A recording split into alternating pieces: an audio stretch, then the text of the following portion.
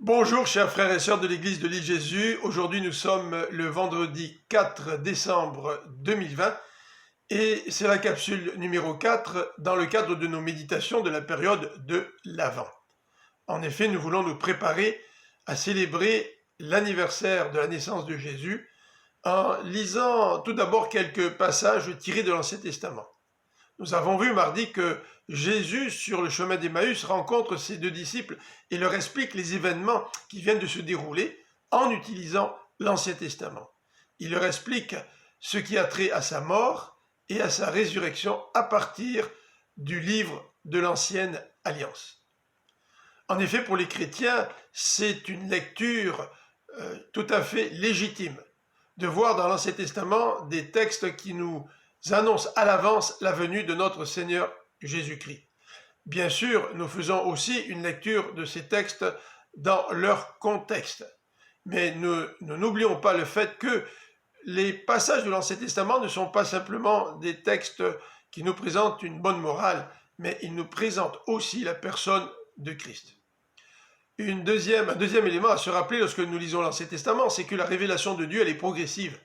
C'est-à-dire que Dieu n'a pas donné à Adam et Ève toute la Bible, avec tous les livres de la Genèse à l'Apocalypse. Mais au contraire, Dieu s'est révélé petit à petit au travers des siècles.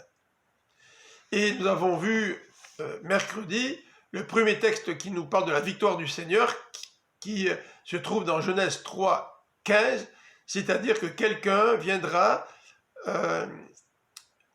qui fera partie de la descendance d'Adam et Ève, quelqu'un viendra et écrasera la tête du serpent.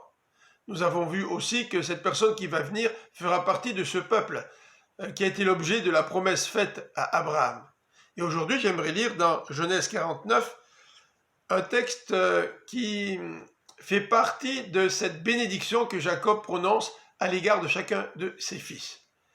Ces paroles s'adressent à Juda, verset 8. « Ô toi, Juda, tes frères te rendront hommage, ta main fera ployer la nuque de tes ennemis, et les fils de ton père se prosterneront devant toi. Oui, Juda est un jeune lion, mon fils, tu reviens de la chasse, et tu t'es accroupi et couché comme un lion, comme une lionne qui te fera lever.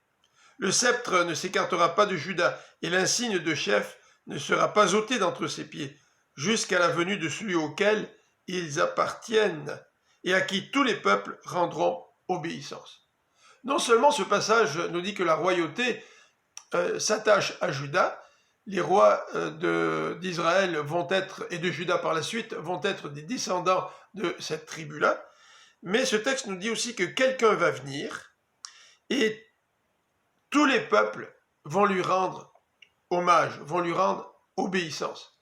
Et nous savons que tout genou va fléchir devant la seigneurie de notre Seigneur Jésus-Christ.